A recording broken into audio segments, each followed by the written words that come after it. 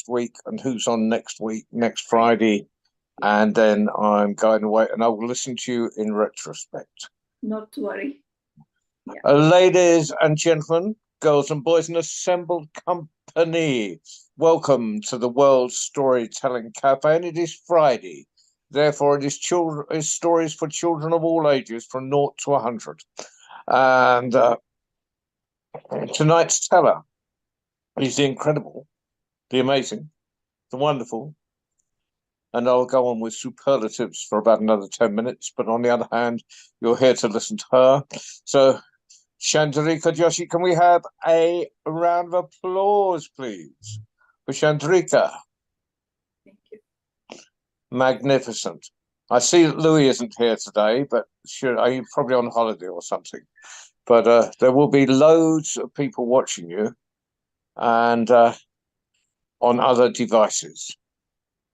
YouTube, Facebook Live, all sorts of things. And of course, in retrospect. In retrospect, yes. On catch up. So, yeah. Chandrika, take it away. Okay, my first story is about Samudra Manthan. Samudra Manthan is the churning of the ocean. It's part of the Hindu mythology. So, when that great Almighty Paramatma decided to create, they became three gods. Brahma, the red-skinned, four-headed god who creates. Vishnu, the blue-skinned, four-armed god who preserves and sustains. And Shiva, the three-eyed god who destroys. Only for Brahma to recreate, and the cycle goes round and round.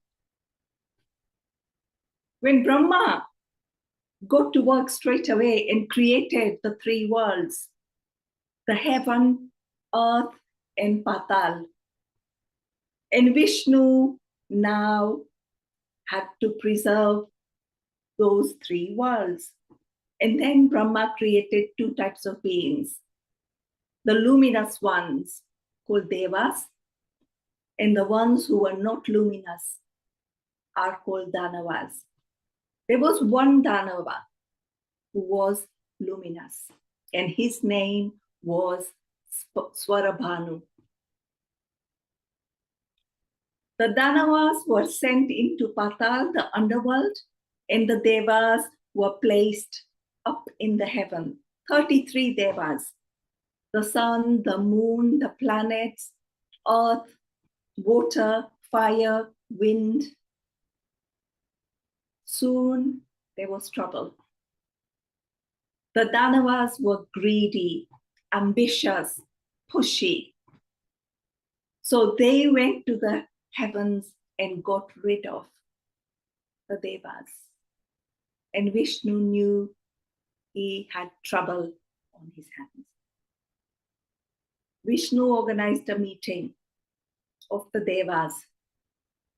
And he told the leader of the Devas that right in the center of the universe, there is an ocean, the Milky Ocean. And if that ocean is churned, it may give out a pot which holds the elixir of immortality. And if the Devas were to drink that elixir, their position in the cosmos would be secured because they could not die. Indra said, how? Indra said, Indra is the leader of the gods. And he said, well, how can we churn an ocean? We need a rod to churn. And Vishnu said, there's a mountain, Mount Mandara, use the mountain as a churning rod. And then Indra said, but we need a rope You can't churn without a rope. Vishnu said, how about the snake who sits around Shiva's neck? Vasuki the snake. Vasuki the snake at that stage was resting its head on Shiva's shoulder. He opened one of his eyes and said, are you talking about me? No, thank you. I don't want to be your rope. The Devas went to Vasuki and said, Vasuki, help us out. If we become immortal, so will you. Help us out. All right, Vasuki said, I'll do it. And then Vishnu said, you know what? You can't churn the ocean yourself. You need two types of people, two types of beings to churn the ocean. So does that mean we have to ask the Danavas?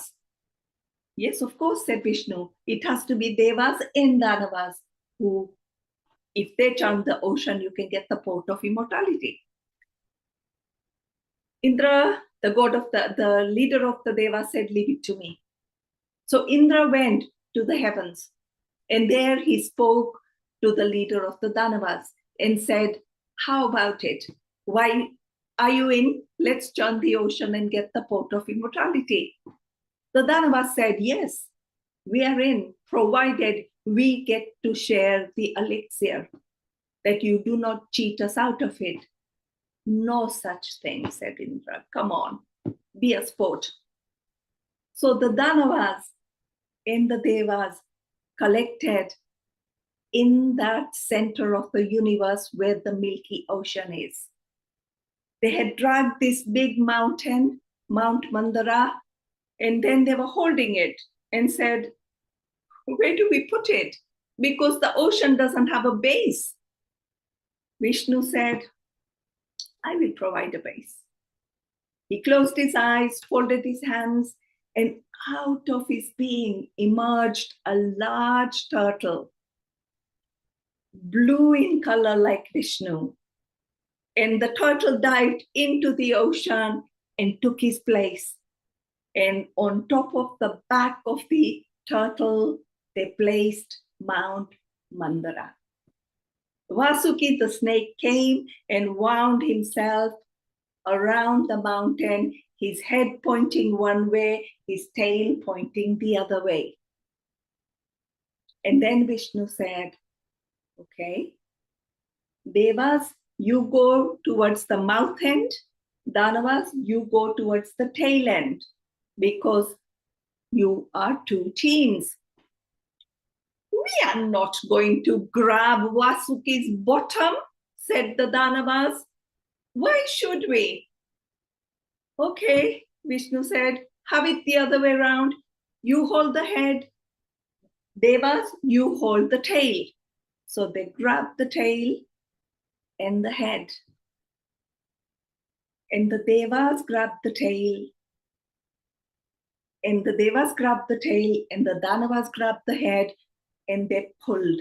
And as they pulled, the mountain turned this way and that way, this way and that way, and the ocean whooshed.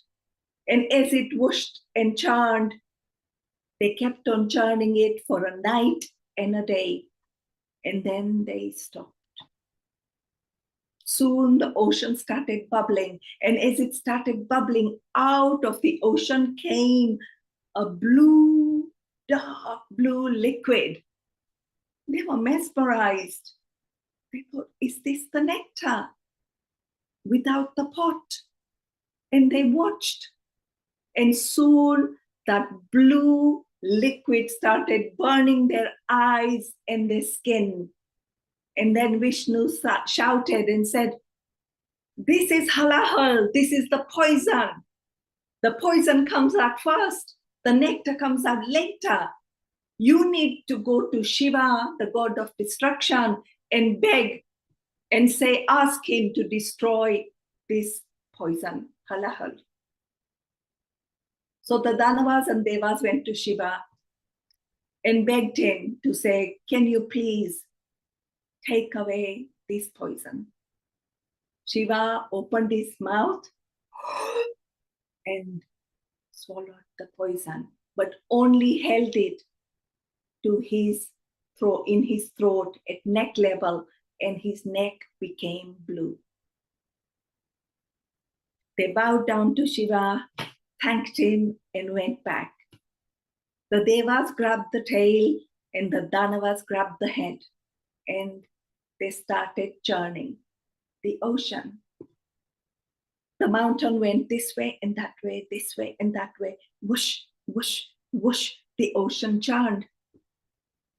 And then Vasuki coughed.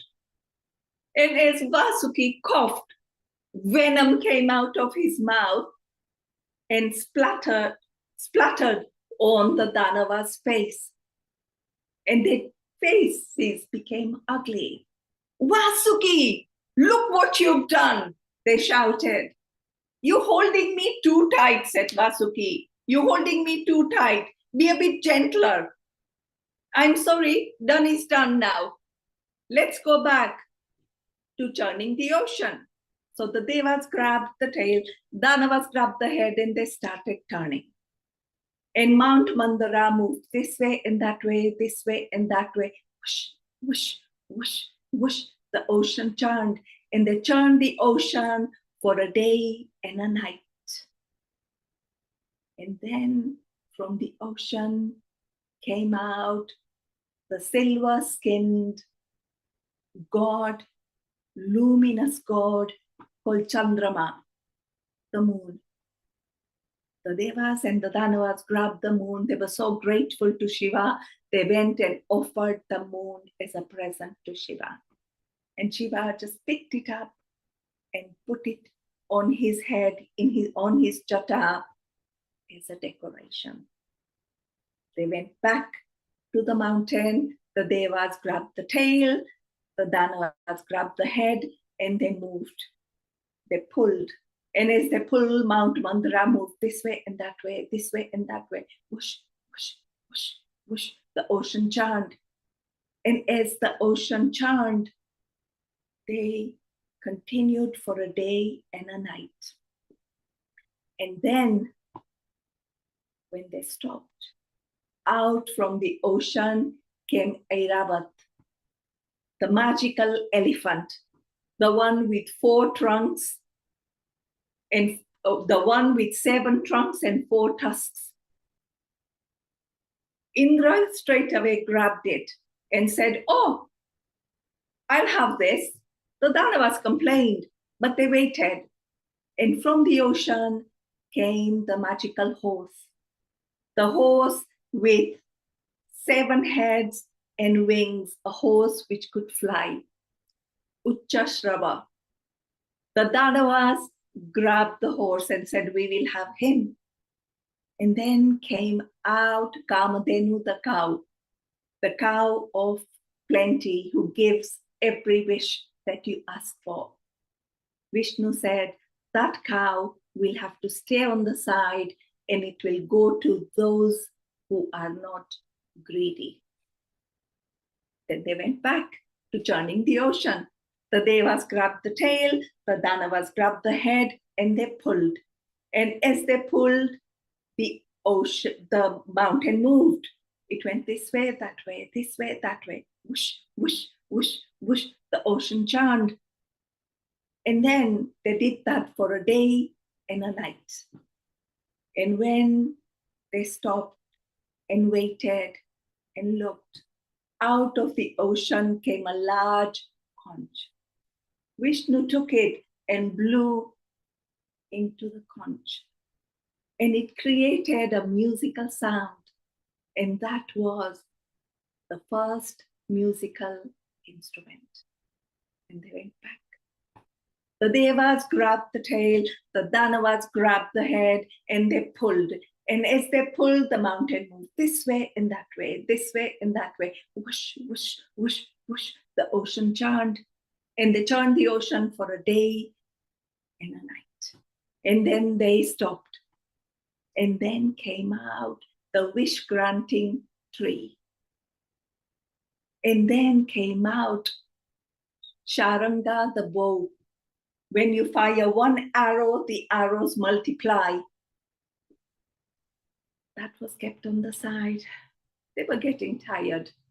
They went back to churning the ocean, and they grabbed the tail. Devas grabbed the tail, Danavas grabbed the head. They went back to churning it, pulling, and the mountain moved. Whoosh, whoosh, whoosh, whoosh, whoosh. The water splashed around the mountain. And then came out the goddess of misfortune, a Lakshmi. And she covered all the creation with misfortune. Everyone was depressed and sad and unhappy. But they still waited and watched. And out came Lakshmi, the goddess of prosperity. Lakshmi was holding a garland made out of lotus blossom. And she went towards Vishnu and put the garland around his neck. And she said, I am prosperity. And if you are going to sustain the universe, you will need me by your side. Vishnu took Lakshmi, the goddess, as his wife, and they went back to churning the ocean. The Danavas grabbed the head, the Devas grabbed the tail, they pulled, and the mountain turned. Whoosh, whoosh, whoosh, whoosh. The water splashed around, and they churned it for a night and a day. And then they waited. And out of the ocean emerged the god Dhanvantri, the god of medicine, of well-being, of health. He was wrapped in herbs and different plants which are medical. But in his hand, there was a pot of elixir, the elixir of immortality. The Devas dropped the tail, the Danavas dropped the head, and they rushed for it to grab that pot of elixir. Swarabhanu, the Danava, the one who was luminous, was able to take it from Dhanvantri, and he ran for it. The Devas chased him, they went around him, and Vishnu looked at them and shook his head and said, it's all up to me. I have to do all the work. He closed his eyes, folded his hands, and out of his body emerged the most beautiful woman you ever lay your eyes on. She was Mohini the enchantress. Mohini the enchantress walked, glided, and soon caught up with all the boys, the Devas and the Danavas. And the minute they set their eyes on her, they were gone. They were enchanted. Mohini went to Swarabhanu and said, may I? Swarabhanu, who couldn't take his eyes off her, gave her the pot. And Mohini said, let me do the honors. Why don't the Danavas sit on my right and the Devas sit on my left? And I will serve you with this elixir. They all sat down, they all took their place. And Mohini juggled the pot this way and that way. But she had enchanted only the Danavas. As soon as the Devas, the veil of enchantment was lifted from the Devas, they could see that that was not a beautiful woman, a goddess. That was Vishnu. And they sat there, they knew that Vishnu was up to his tricks.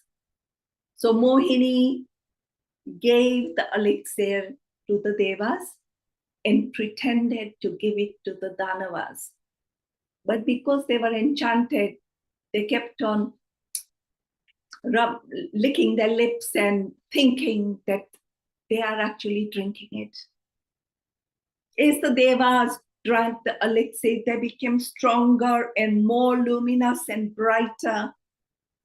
And as Mohini was making her way, Swarabhanu, the luminous Danava, realized something was not right. He looked at his line, and the people, the Danavas who had the elixir, looked exactly the same. And he looked at the Devas and they were changing. So he ran after Mohini and basically went and took his place sitting in between the sun god and the moon god. And that's where he parked himself. The sun god and the moon god tried to tell Mohini that, look who's here, he shouldn't be in this line. But Mohini was too busy serving the elixir. And when Swarabhanu's turn came, he opened his mouth and Mohini put a drop of elixir and he swallowed it. Swarabhanu became stronger, more luminous, and that's when Vishnu realized, and he lifted his right hand, and in his forefinger appeared a disc, and that disc is Sudarshan Chakra. And he threw the chakra and it went round and round and round and decapitated Swarabhanu. Swarabhanu's head went one way and his body turned into a tail, and the tail went the other way. Once everyone had been served, Mohini disappeared. It was Brahma now who had to find a space for Swarabhanu, as well as all the Devas up in heaven. All the Devas have their place in the heavens, but there is also Swarabhanu, his head and his tail in the heavens. And when the sun goes round and comes closer to the head of Swarabhanu, Swarabhanu opens his mouth and swallows the sun, and we get solar eclipse. But it's only a head, so he can't keep the sun in his mouth for long enough. He just pops back out. And then when the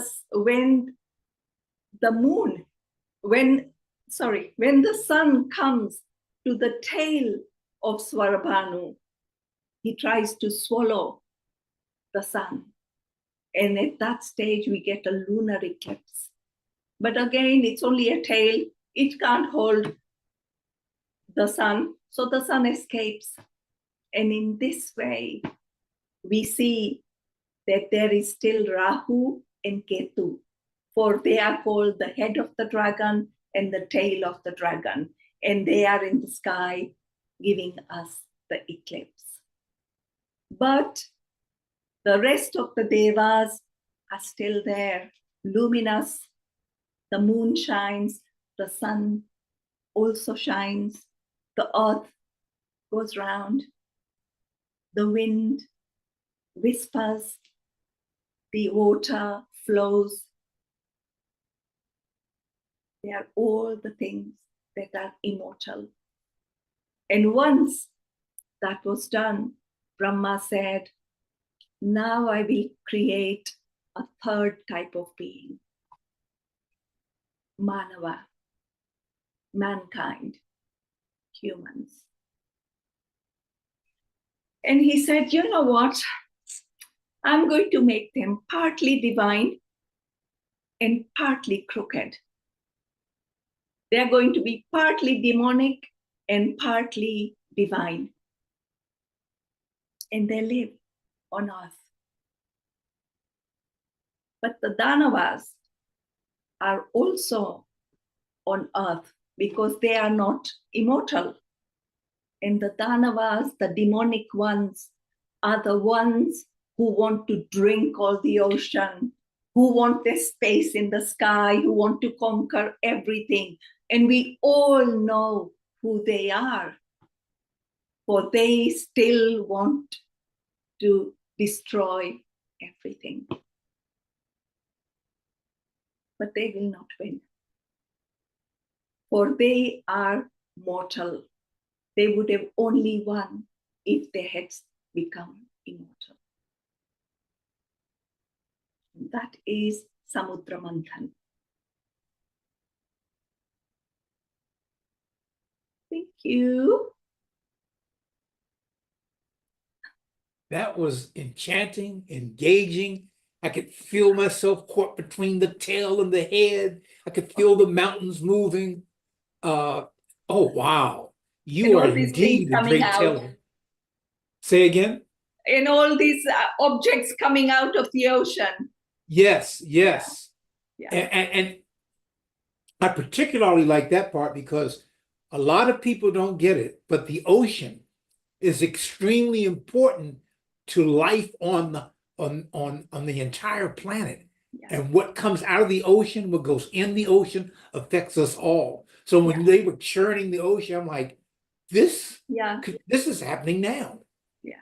But you are a great teller. Thank you very, very much. But the pot, because Hinduism is all, you've got the mythology, but then you, of course, have the philosophy. So the pot is basically time. It is a cycle of life and death. Yes. Right? So yes. that's what comes out. And we are stuck in it because we keep, according to Hinduism, we keep on going around the, like a ferret on a wheel, right? So we keep on being born and die and reborn and die. And the Danavas do the same, but it is the Devas which are immortal. So the structure is immortal. The souls keep on, going around. So the pot is actually, the base of the pot is called the Brahma. The neck is called Vishnu, and the mouth is called Vishnu, and the neck is called Shiva, because that is the cycle of life and death. Right. That's amazing. Hey, Shane, welcome. Hi, Shane. How are you? Yeah, pretty good, thanks. Yes, I realised that you were on. I caught a bit of you on my phone, and then I sort of dialed in on the screen. All so right. I had the pleasure of hearing Chandrika live, Baba, in a festival in England a couple of years back. So I know how good she is. So thank you. And I'm having that pleasure and honor right now today. Yeah. So wow, that's all I can say. Wow. Yes. Do you have another story for us? Yes, I've got a second one, which I will tell now. It also comes from India. So in India, on the west of India, there is a state called Gujarat. And where the Arabian Ocean meets the land, there is a place called Kutch. And the people of Kutch are known as Kutchi. Once upon a time, there was a king called Punravo, a wicked king who lived in Kutch. Punravo, like the people of his land, was short in stature, dark skinned, and wore beautiful, colorful clothes, like the thing which is behind on my wall, because that comes from Kutch. And he had a lovely wife, but they were not blessed with children. He was a wicked king, and he wanted a new town built in his name, to call it Punravogad. So he appointed a group of architects to plan the town, and they did, and they worked really hard, and they built the town. And when everyone gathered in the town, they looked around. It was absolutely magnificent. There was a wall all the way around, and there were two gates, one on the eastern side, one on the western side. They had temples where you could worship. They had trees, they had parks, they had wells for drinking water, they had bazaars for shopping, and everyone felt safe and happy. But the most beautiful part in that town, the most beautiful building, was the Raj Mahal, the palace. The palace was made out of pink marble, and it was exquisite. It had balconies, jarukhas, and it had jalis where slabs of the pink marble were intricately carved, so they had holes in them to ventilate the palace, to keep it cool, because Kutch is quite hot. Punrao was really happy. He said to the architects, "Come tomorrow in the palace and I will pay you." That night, Punrao couldn't sleep. The king thought, what if the architects build a similar palace somewhere else? Then mine won't be unique. So the next day, when the architects came for their payment, the king gave them a bag full of gold, a bag full of silver, and a bag full of gems. And they were so excited, so happy. They picked all the bags. And then the king said to his guards, "Chop off their hands." Like I said to you, Punrao was a wicked, evil king. Their hands were held, and as they cried, they were chopped. And then a soldier accompanied these bleeding, handed architects with their wealth and took them home. Many, many miles away from this town, Punrawagad, there was a village. And that village faced the Arabian Sea. One afternoon, when the villagers, who were mainly farmers, had had a heavy meal, it was very, very strong. The temperatures were very high. It was unado, it was summer, and hence they were sitting in a shaded area, many of them nodding off, when they heard the dog bark. And they turned around and looked, and the dog was barking towards the eastern side where the ocean was. And they could see these 7 figures emerging from the ocean. So they grabbed whatever they could and they ran towards the ocean, worried that they were being attacked. They saw 7 figures, tall, dressed in long white garments, their hands up in the air. And as they came closer, the villagers noticed that in their hands were no weapons. They were scrolls. And as they came closer with wet garments, they noticed they had a cross bag in which they had something. The villagers had to look up to these men because, like I said, that the villagers, the people of Kutch are short in stature. They looked at these men, they were at least a foot taller than them. And although they had brown eyes and brown hair, just like the villagers, their skin was completely white. And the villagers were mesmerized.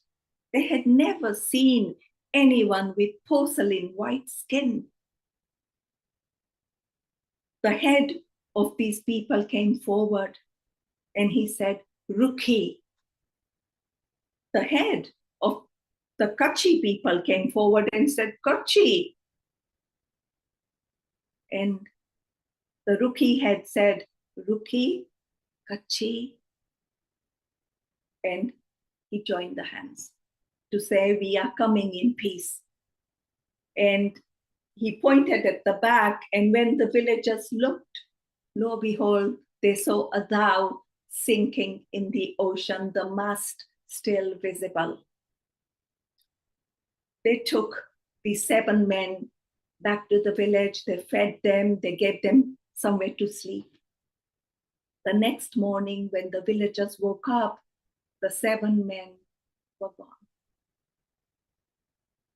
In the middle of Kutch, in the countryside,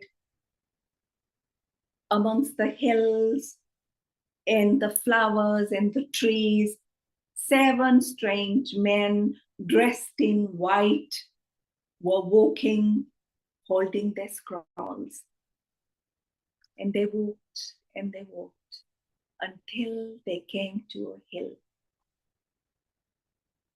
They decided that that hill was where they were going to build their huts, which they did.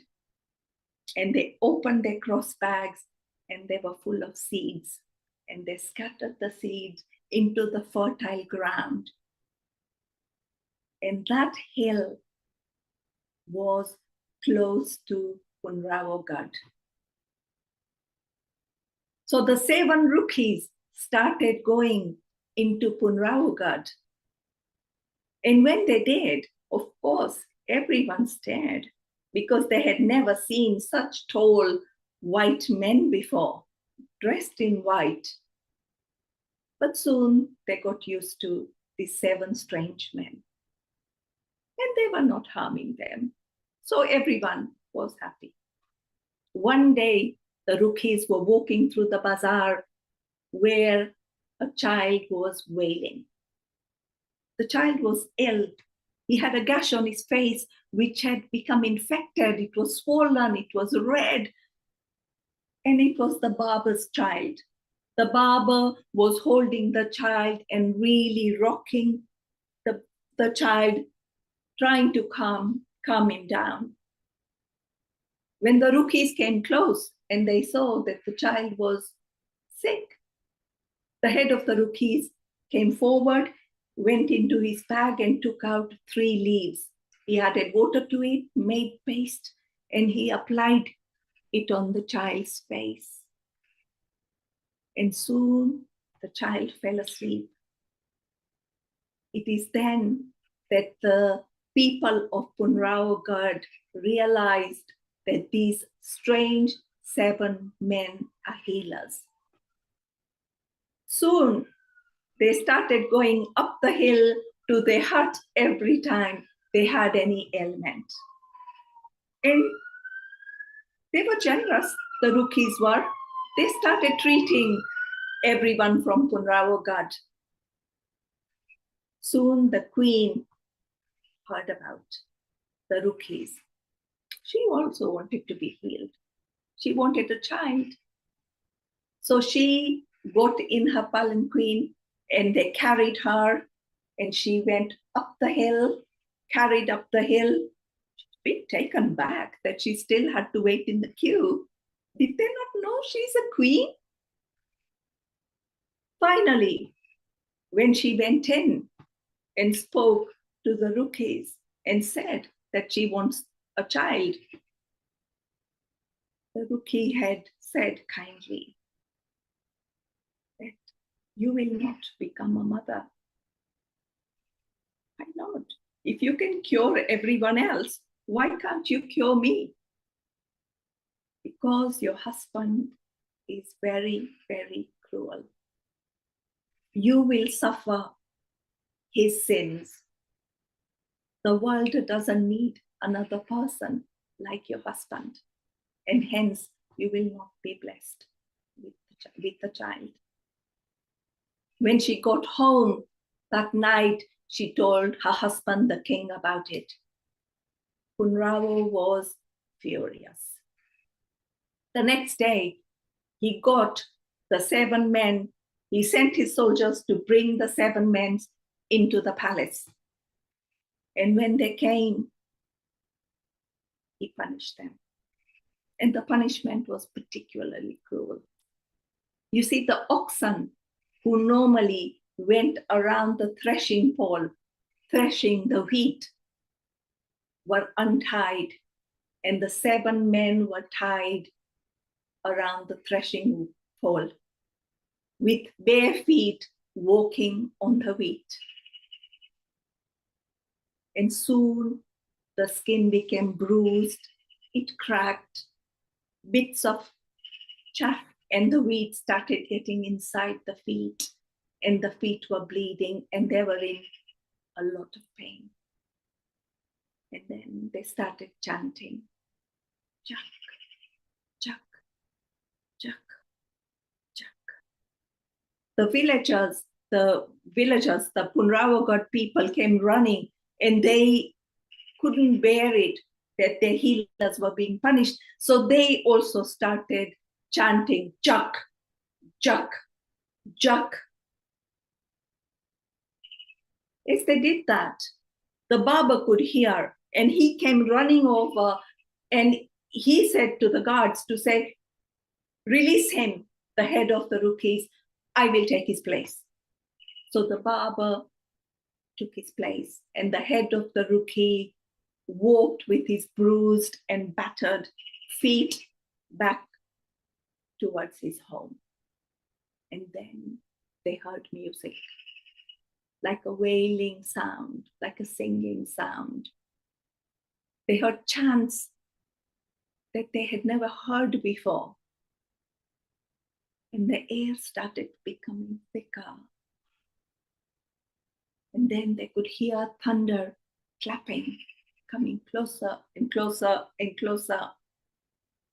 And next thing, there were 72 horses standing with 72 warriors right outside the king's palace.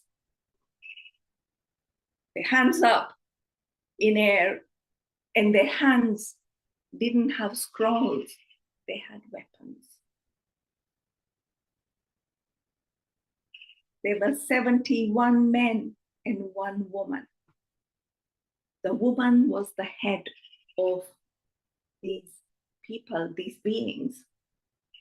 She came forward, and Punrawo, who was inside the palace, came out to say, what's going on?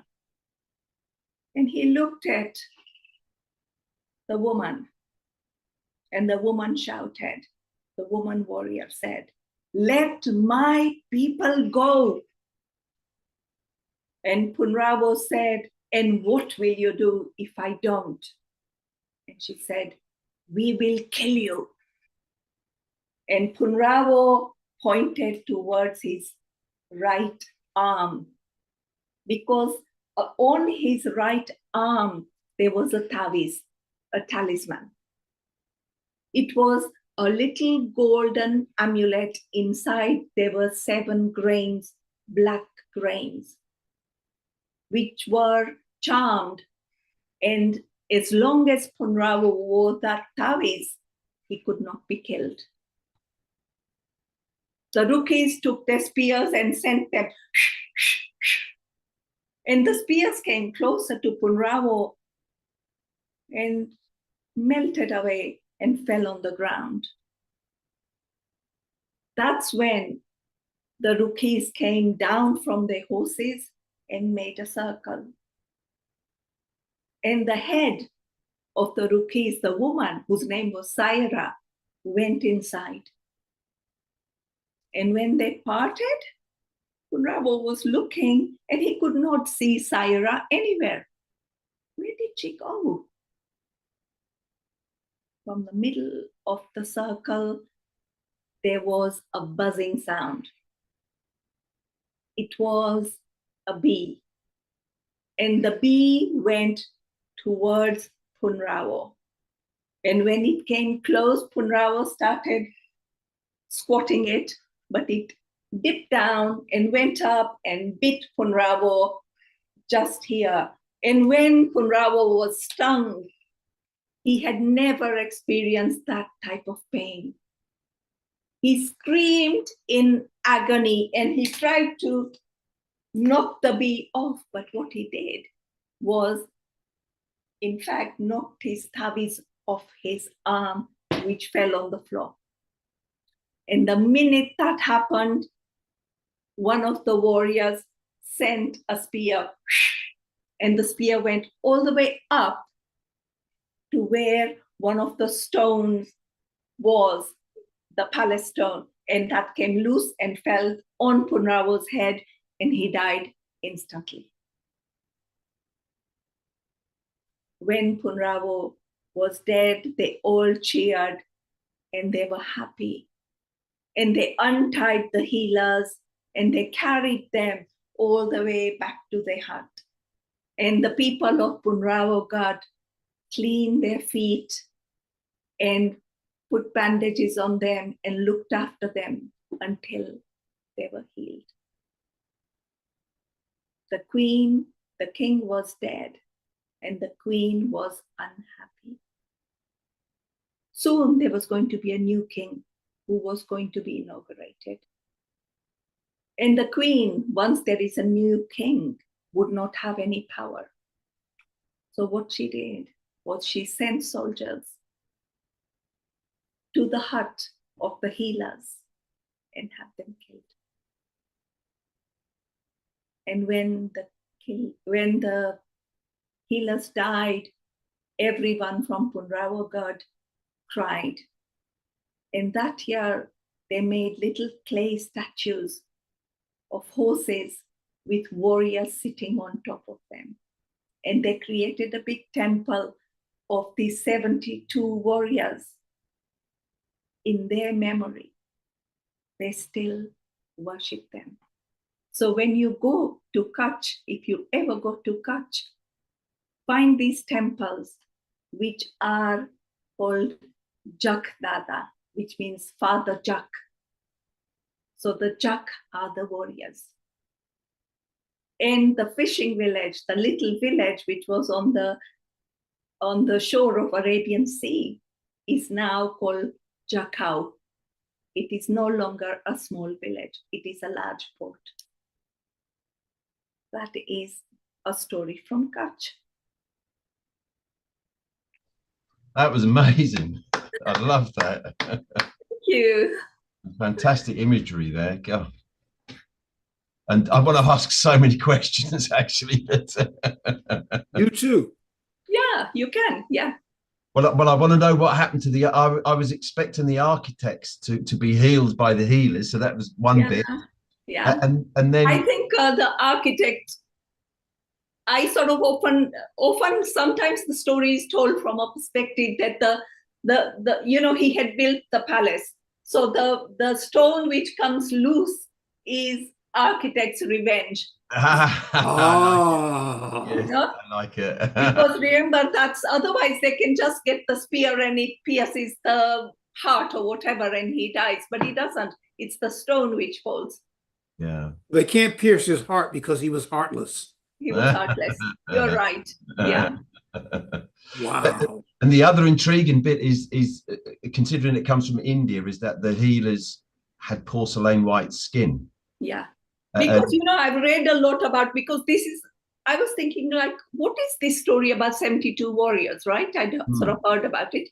And then I was reading some academic sort of papers to find more about this story. And in the story, they say that the earliest record of the story, which of course was recorded around colonial times, they do say that these people had light skin. So, the white skin. So it doesn't mean that they came from Europe, but it might have been that they were of Arabic origin or whatever, because Saira is often a Middle Eastern name, And there is a temple for Saira in Kutch. I know a woman, and her name is Saira. Yeah. So it's great that her name is an historical name. And also, I'm just thinking, my brain goes off in all sorts of tangents. I love conversations about stories, but I'm just thinking of. I saw a man in the gym today who was albino, and of course, albino in some cultures be revered as because they're so unusual, and they might be seen as something from God or something mystical. And you know, albinos pop up in different cultures, and I just, you know, my brain is wondering, was that, you know, were they albino? You know what? You don't know albino? why, sort of, but they were. Even in India, like what you get is, of course, skin color gets darker where more south you go in India, right? So the North Indian people are almost like very, very north, which is like Himalaya region. They are almost European looking, right? Okay. Because they're very, very white. Okay. And what you have is the more south you go, the more darker your skin is, because that's the way India is, right? Yes, yes. So I think that's the way of much of the world. I know this is true throughout the mighty continent of Africa as well. Yeah. And albinos in certain parts of Africa are supposed to be mystical. Sadly, albinos are hunted, and I don't want to go into graphic detail, but they are exposed to very, very negative outputs because they're albino, because people believe that possessing their parts will are medicinal and healing. Oh wow! I think in East Africa, definitely, I've heard, like in Tanzania, etc., that the albino people, even albino children, are, you know, you just have to try to really hard to protect them because they are hunted. Yeah. Yes. Wow. Yes. Yeah. But your story, Shane, I like. Wait a minute, I got lost. Oh no, you were saying that the stone fell out and killed the evil king, and that was the architect's revenge. I find that so spot on. Yeah, it is. Yeah, that was really interesting. But you know, the imagery in the story, for me, I could just see so much of the story. Just the imagery was just so powerful. Yeah. Yeah. I think I like metaphors and I like imagery, you know. So I think every time I work on a story, I would close my eyes and I'd have to see images, right? And then I would create the story. So I'd read this in an academic thing, and then I thought, let me search more about this story.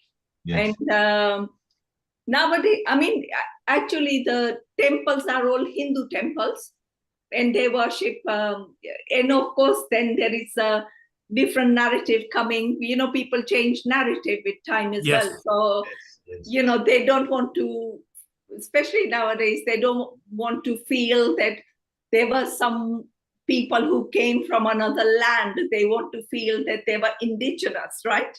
Absolutely. So, you know, you have these things as well.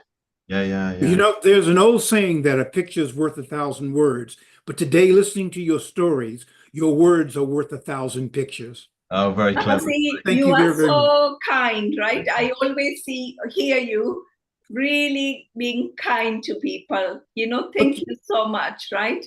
My oldest son, may he rest in peace, says it never hurts to be kind.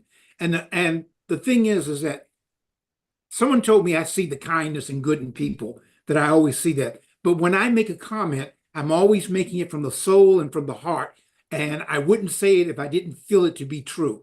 So I was engaged. Unfortunately, I had some things going on my side, but I was watching and listening.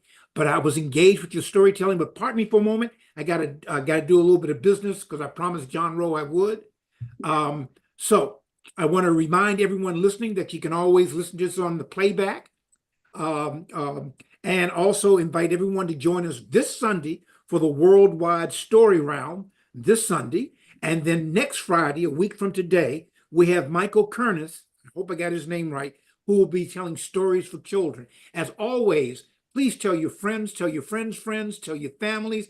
We're going to have a great time. And I got to put in one little unabashed plug, because next Friday is Michael Kernis. And then the Friday after that, I believe, is August 2nd. And the scheduled storyteller for August 2nd, who will also be celebrating his 72nd birthday, is Baba C. So I want to invite everyone to continue supporting. And if you can, please put something in Chandrika's hat. We've gotten away from that, but listen, I'm encouraging people to, donate, to put something in the hat of our storytellers. We do this out of love, respect, and because it's what we do. But it never hurts to have a little something, to help to pay the bills. So once again, Worldwide Story Round this Sunday, the 21st, I believe it is. And then Michael Kernis next Friday on June 26th. And then the Shy Guy, August 2nd. I want to thank everybody, and also thank Waleed for flying the Magic Carpet Ride, and wish everyone a great day. May your day be filled with blessings and your night. Thank you for coming, Shane. Yeah, no, it's a pleasure. Lovely. I love listening to you, so it's lovely to catch you. Thank you. Take care, everyone. Thank you. Take care. Everyone stay blessed. Have a fantastic Friday and a wonderful weekend. Thank you. Thank you, everyone. Bye-bye. Bye-bye. Bye-bye. Until the next time. Bye-bye. Shane, thank you. Your questions were spot on. All right. So once again, everyone have a fantastic Friday, superlative Saturday, and a spiritual Sunday. See you Sunday at the Worldwide Story Round, and next Friday for Michael Kernis. All right. Until then, I'm Bob Basile on behalf of John Rowe, wishing everyone a good life. Take care. See out.